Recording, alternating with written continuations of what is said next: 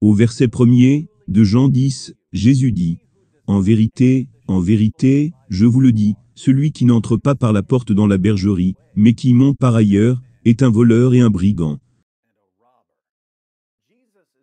Jésus parle des gens qui proposent un moyen d'aller à Dieu, autrement que par lui. Lui Jésus, qui a affirmé être la vérité, le chemin et la vie, et qui l'a confirmé en ressuscitant d'entre les morts. Jésus dit que si vous essayez d'atteindre Dieu par un autre moyen, vous êtes un voleur et un brigand. L'un des signes les plus évidents démontrant que Mohammed était un faux prophète est la variété de moyens qu'il a proposés à ses disciples pour atteindre Dieu. Jetons un œil rapide à 5 des moyens que Mohammed a proposé d'aller à Dieu. Il y en a beaucoup plus. De manière générale, à chaque fois que Mohammed voulait obtenir quelque chose de la part de ses disciples, à chaque fois qu'il voulait que ses adeptes fassent quelque chose, il disait juste « Laissez-moi faire ceci ou cela pour vous, ou faites ceci ou cela pour moi, et le paradis vous sera garanti. » Il tombait dans le panneau à chaque fois. Laissez-moi vous donner 5 exemples. Premièrement, le paradis vous est garanti si Mohammed a sucé votre langue. Musnad 16245 dit que Mohammed a sucé la langue et les lèvres de petits garçons. Et Mohammed a expliqué pourquoi. Il garantit que s'il suçait la langue ou les lèvres de ces garçons, leur langue ou leurs lèvres ne souffriraient jamais du feu de l'enfer. Mohammed affirmait donc que s'il suçait la langue ou les lèvres de ce garçon irait au paradis. Deuxièmement, le paradis vous est garanti si vous mémorisez une liste de noms. Sahih al-Bukhari 7392. Rapporté par Abu Huraira, le messager d'Allah a dit « Allah a 99 noms, 100 moins 1. Et celui qui les compte tous par cœur entrera au paradis. » Compter quelque chose signifie les connaître par cœur. Juste apprendre des noms par cœur. Tellement facile. Troisièmement, le paradis vous est garanti si vous mourrez en tuant des mécréants au nom d'Allah. Sahih al-Bukhari 2787. Allah garantit qu'il acceptera au paradis le moudjahidine qui lui est dévoué s'il est tué. Autrement, il le ramènera chez lui, sain et sauf, avec des récompenses et un butin de guerre. Notez que c'est la double garantie. Si vous tuez des mécréants au nom d'Allah, soit vous gagnez, soit vous perdez la vie. En gagnant, vous vous emparez du butin, ainsi que les femmes et les filles qui deviennent vos esclaves sexuels.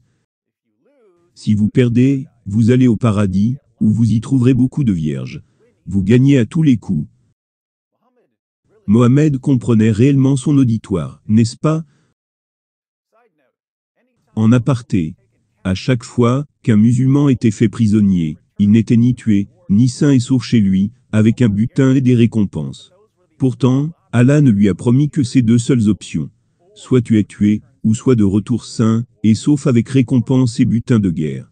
Ainsi, chaque fois qu'un musulman est fait prisonnier, il est la preuve que Mohammed n'était qu'un menteur, donnant de fausses garanties.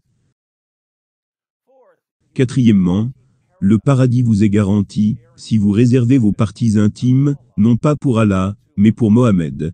Sahih al-Bukhari 6807. Sal bin Sa'd a rapporté. Le prophète a dit « Quiconque me réserve la chasteté de ce qui se trouve entre ses jambes, ses parties intimes, et entre ses mâchoires, sa bouche, sa langue, je lui garantis le paradis. » Mohammed n'a pas mentionné la chasteté de. C'est le traducteur qui l'a ajouté pour rendre tout ça moins dégoûtant. Mohammed a juste dit « Quiconque me réserve ce qui est entre ses jambes et ce qui est entre ses mâchoires, je lui garantis l'accès au paradis. » Quoi que vous pensez qu'il ait voulu dire par là, c'est une autre voie vers le paradis. Cinquièmement, le paradis vous est garanti, car les Juifs et les chrétiens prendront votre place en enfer. Sahih Muslim 6665.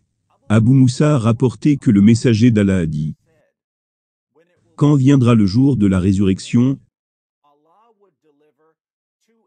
Allah livrera un juif ou un chrétien à chaque musulman et lui dira: c'est votre rançon qui vous délivre de l'enfer. Sahih Muslim 6666. Abu Burda a rapporté, sous l'autorité de son père, que le messager d'Allah a dit: aucun musulman ne mourra, car Allah admettra à sa place un juif ou un chrétien dans le feu de l'enfer. Sahih Muslim 6668. Abu Burda a rapporté que le messager d'Allah a dit: il y aura des personnes parmi les musulmans, le jour de la résurrection, avec des péchés aussi lourds qu'une montagne, et Allah leur pardonnera. Et il placera à leur place des juifs et des chrétiens. Vous entendez ça, musulmans? Tu peux commettre des péchés aussi lourds qu'une montagne.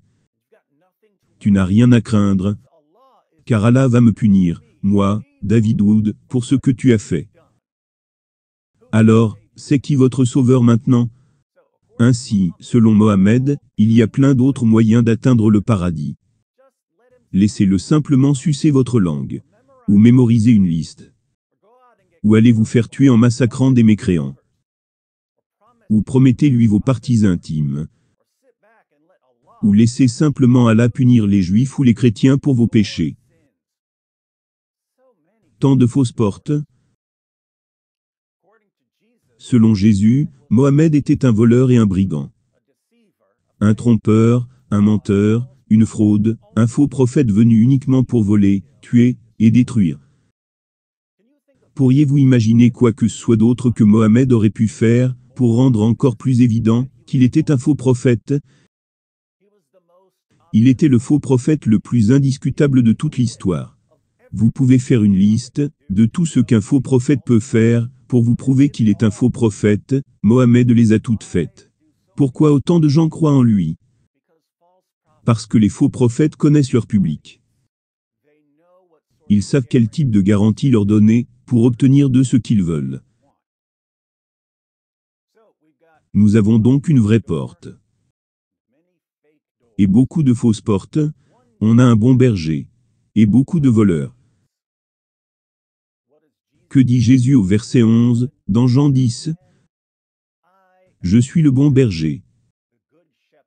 Le bon berger donne sa vie pour ses brebis. Mes chers amis musulmans, voulez-vous sérieusement promettre vos parties intimes à un prétendu prophète dont le seul but est de vous détruire? Voulez-vous vraiment remettre votre vie au plus évident faux prophète de toute l'histoire